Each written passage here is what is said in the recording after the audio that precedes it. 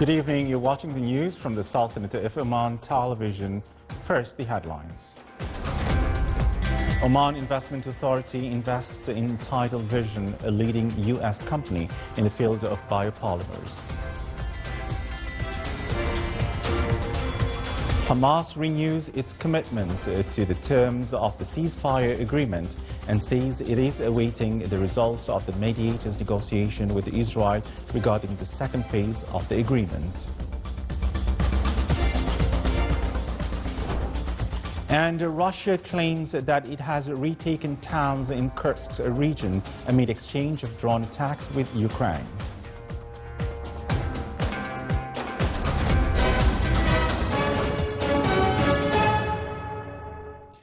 Those were the headlines, and now the news in detail.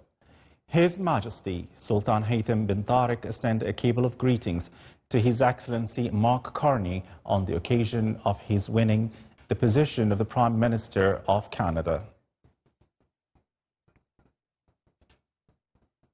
The Oman Investment Authority announced its investment in the American company Tidal Vision, one of the leading and innovative companies in the field of biopolymers, during its participation in the financing round of the B series conducted by the company, through which it succeeded in attracting strategic investors with a total value exceeding $140 million.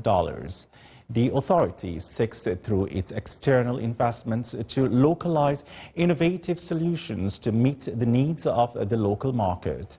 The American company succeeded in producing a natural, non-toxic, biodegradable biopolymer on a commercial scale using a waste-free extraction process and providing it with a high quality and low cost. The product is used in developing innovative solutions for many industries and for overcoming challenges of pollution and climate emissions, especially in the water and agriculture sectors. In line with the third phase of a fees revising project for government services, the Supreme Judicial Council, in cooperation with the Ministry of Finance, announced the reduction, cancellation and introduction of 25 fees at the court, public prosecution and notary public offices. The Supreme Judicial Council explained that the revised fees included 14 reduced fees, 5 cancelled and 6 newly introduced fees. The review of the pricing of judicial and justice services aims to ensure freedom of litigation, enhance the efficiency of judicial services, ensure the provision of high-quality judicial and justice services to beneficiaries, and improve the business environment in the country. The construction works for the Central Market project in the Wilaya of Wadi al-Ma'awil have reached an advanced milestone with the completion of 80% of the works. The project aims to provide a marketing window for local products in Wadi al-Ma'awil and neighboring areas. The municipality of Wadi al-Ma'awil has sought to implement this project to generate direct and indirect employment opportunities for the locals and allow the wilaya and the neighboring areas benefit from the exchange and sales of goods. This project is to build on 16,000 square meters and will include 27 commercial stores with integrated services. In addition, other projects are currently being constructed in the wilaya of Wadi al-Ma'awil, including internal roads and sidewalks leading to touristic destinations. Still to come in our news bulletin. Innovative projects are presented by students from Al Sunaina Basic Education School in Brahmi Governorate.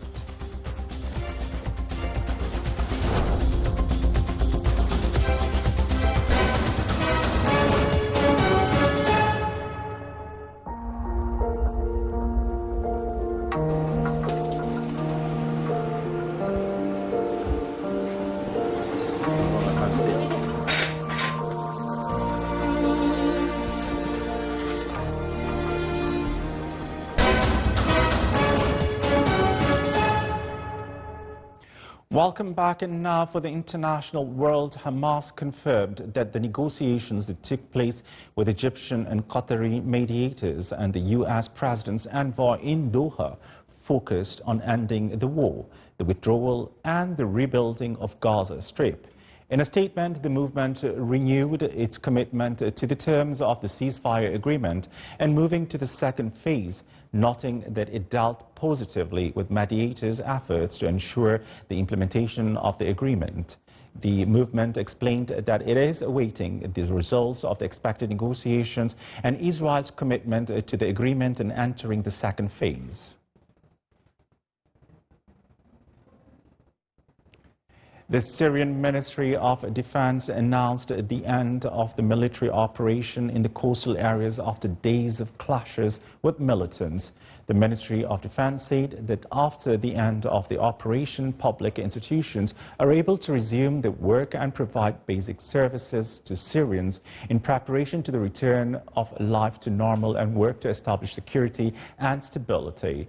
The ministry added that the plans have been put in place to complete the confrontation with the militants and work to end any future threat. The clashes between the Syrian security forces and the militants resulted in deaths of more than 1,000 people, including civilians. The United Nations warned of the deterioration of humanitarian situation in Sudan, the increase in rates of hunger and disease, and severe lack of basic services. The United Nations indicated in a statement that the war that has been going on in Sudan for 2 years between Sudanese army and the Rapid Support Forces has caused catastrophic humanitarian conditions.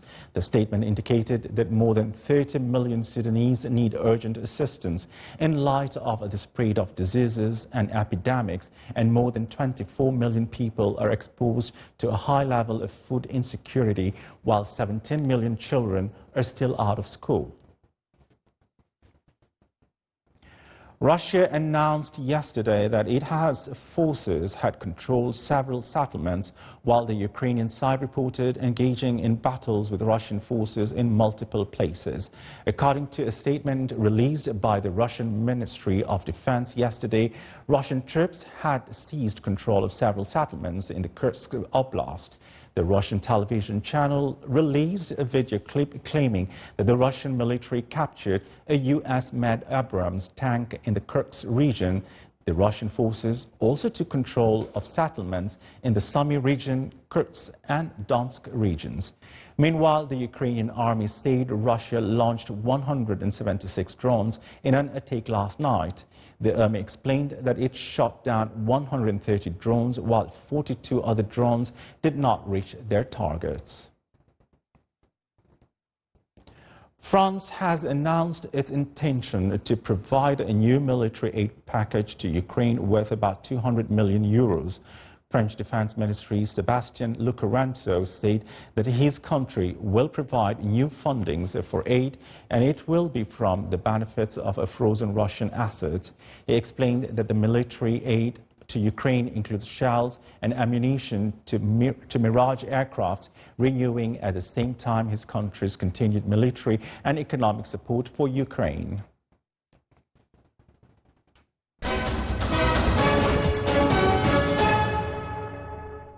Back to local news. Al Sunaina Basic Education School has secured remarkable positions in the field of innovations at the governorate and the country level. The school has embraced innovations as the students' skills have shown advanced understanding of the concept through their projects, which included demonstrations of safe sockets, an intelligent irrigation system for farmers, which can be accessed through an application, and a cylinder that processes bio-waste to generate methane. The school also organized workshops on artificial intelligence, coding, and drones.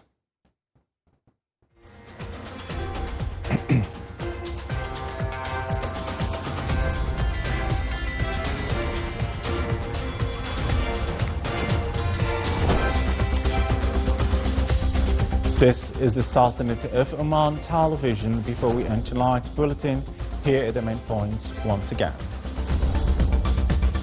Oman Investment Authority invests in Tidal Vision, a leading U.S. company in the field of biopolymers. Hamas renews its commitment to the terms of the ceasefire agreement and says it is awaiting the results of the mediators' negotiation with Israel regarding the second phase of the agreement. And Russia claims that it has retaken towns in Kursk region amid exchange of drone attacks with Ukraine. With that, we come to the end of tonight's news bulletin. From all of us here at the studios and the newsroom, it's good night and stay safe.